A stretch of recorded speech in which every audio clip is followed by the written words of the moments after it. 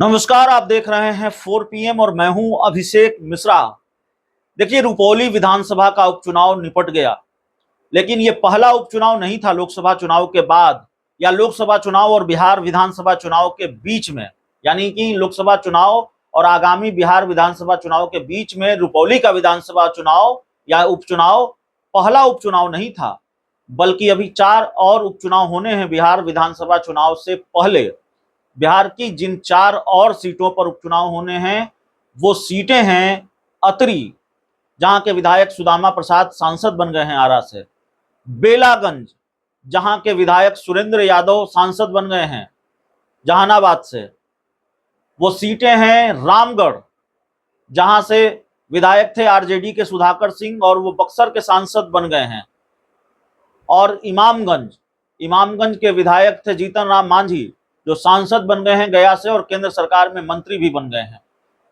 तो ये वो 4 सीटें हैं और इन 4 सीटों पर अभी उपचुनाव होना है। उपचुनाव की तारीखों का ऐलान भी जल्द होगा और जल्द उपचुनाव भी होंगे। तो लोकसभा चुनाव के बाद हुए पहले उपचुनाव में जेडीयू को झटका लगा है और झटके का जो बड़ा कारण है, जेडीयू को जो हार मिली है उसका जो बड़ा कारण है, उसका जो सबसे महत्वपूर्ण कारण है, वो वही कारण है जो 2024 के लोकसभा चुनाव में जेडीयू के लिए कई सीटों पर हार का कारण था। यानी कि 2024 के लोकसभा चुनाव में जेडीयू को अगर अपनी 4 सीटें गंवानी पड़ी तो सबसे महत्वपूर्ण कारण भी वही था, और रुपौली की सीट अगर जेडीयू को गंवानी पड़ी तो सबसे महत्वपूर्ण कारण यही है। और कारण यह है कि लव कुश का जो समीकरण है, लव कुश नीतीश का साथ नहीं दे रहे हैं, एनडीए का साथ नहीं दे रहे हैं खुलकर। चिराग पासवान का मैजिक नहीं चल रहा है और प्रधानमंत्री नरेंद्र मोदी का मैजिक भी बिहार से गायब है। प्रधानमंत्री नरेंद्र मोदी का भी कोई मैजिक बिहार में नहीं चल रहा है। अगर प्रधानमंत्री नरेंद्र मोदी का मैजिक बिहार में चला होता तो 17 सीटें लड़कर भारतीय जनता पार्टी बिहार में क्या सिर्फ 12 सीटें जीत पाती? और क्या भारतीय जनता पार्टी का स्ट्राइक रेट जेडीयू से भी कम होता? अगर पीएम मोदी का मैजिक चला होता तो बिहार में क्या यह स्थिति भारतीय जनता पार्टी की होती?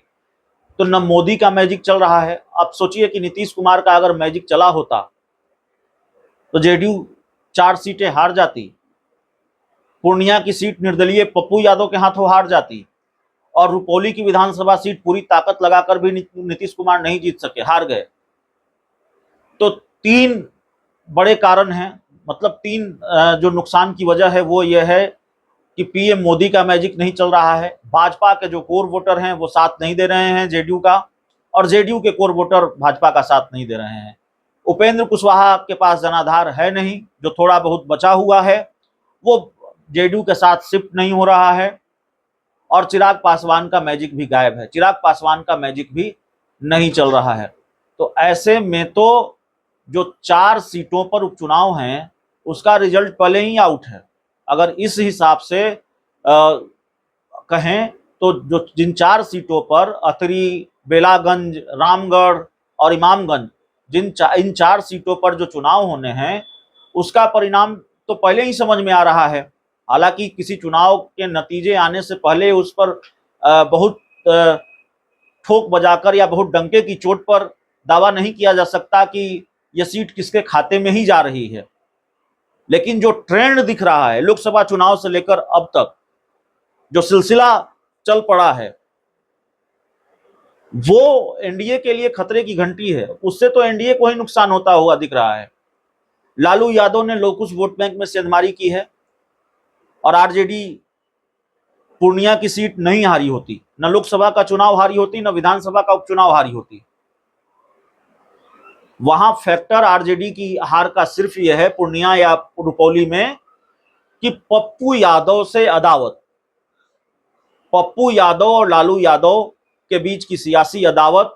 पप्पू यादव पूर्णिया में भारी पड़ गए, रुपौली में उन्होंने कोई आरजेडी की कोई मदद नहीं की। नहीं तो जरा सोचिए, जितनी ताकत एनडीए ने लगाई, जितनी ताकत नीतीश कुमार ने लगाई रुपौली में, अपने करीबी मंत्रियों को उतार दिया, जेडीयू के बड़े बड़े नेताओं को उतार दिया, चिराग पासवान प्रचार करने गए। अगर उतनी ही ताकत तेजस्वी यादव ने लगाई होती, आरजेडी ने लगाई होती, तो फिर क्या इस बात की संभावना नहीं थी कि परिणाम दूसरे होते। अब तेजस्वी यादव ने या आरजेडी की क्या रणनीति रही, तेजस्वी यादव आखिरी दिन प्रचार करने क्यों गए, जिसका सवाल पप्पू यादव उठा रहे हैं, महागठबंधन के या इंडिया गठबंधन के बड़े बड़े नेता क्यों नहीं गए रुपौली में प्रचार करने के लिए, ये तेजस्वी यादव जाने या इंडिया गठबंधन के बड़े नेता जाने। लेकिन वहां फैक्टर दूसरा था। लेकिन एनडीए की हार का कारण दूसरा है। एनडीए के मामले में फैक्टर दूसरा है। एनडीए के मामले में फैक्टर यह है कि दोस्ती, उपेंद्र कुशवाहा, नीतीश कुमार, चिराग पासवान, जीतन राम मांझी, भारतीय जनता पार्टी, इन सब की दोस्ती है। ये सब लोग एनडीए का हिस्सा हैं, लेकिन ये नेता एनडीए का हिस्सा हैं, इनके कार्यकर्ता एनडीए का हिस्सा नहीं है। इस गठबंधन की जड़ें खोखली है और इस गठबंधन की जड़ में बहुत कार्यकर्ता नहीं है, इस गठबंधन की जड़ में नेता नहीं है, वो इस दोस्ती से कन्विंस नहीं है। और तभी लोकसभा चुनाव से लेकर अब तक यही ट्रेंड चल रहा है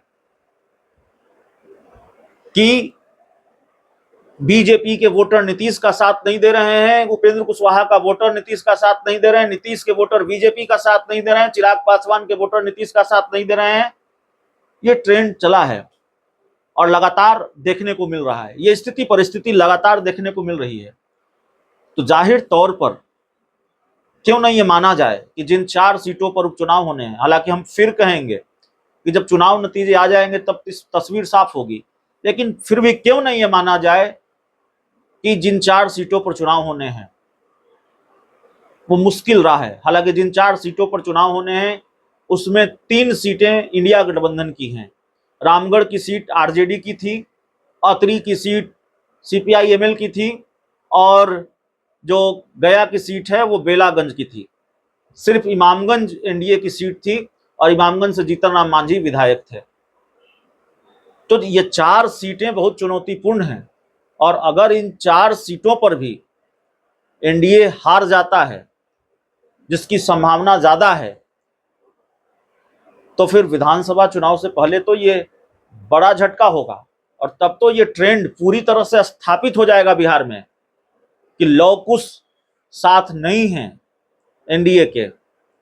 उपेंद्र कुशवाहा लौकुश या नीतीश कुमार, उपेंद्र कुशवाहा, नीतीश कुमार और सम्राट चौधरी के होते हुए भी लौकुश समीकरण मजबूती के साथ एनडीए के साथ नहीं है। इसमें सेंध लालू यादव ने लगा ली है और वो वोटर लालू यादव के साथ, आरजेडी के साथ शिफ्ट हुआ है और लगातार हो रहा है। यह सत्य स्थापित हो जाएगा बिहार की सियासत में। तो जाहिर तौर पर अभी 4 सीटों पर जो उपचुनाव होने हैं उसमें झटका एनडीए को ही लगना है, जेडीयू बीजेपी को लगना है। इस बात के संकेत दिख रहे हैं उस ट्रेंड की वजह से जो लोकसभा चुनाव और रुपौली उपचुनाव तक दिख रहा है या दिखा है। बहुत बहुत धन्यवाद।